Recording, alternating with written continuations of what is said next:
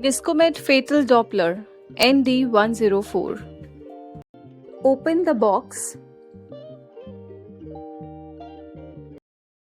We have user manual for how to use the product. We have charger with battery and a Doppler. We need to connect the charger pin into the Doppler and start with the key.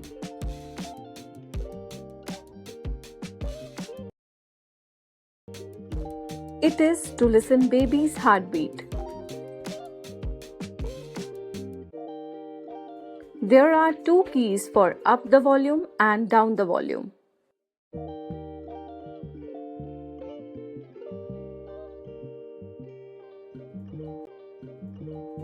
When the work has completed, press the left key to switch off the Doppler.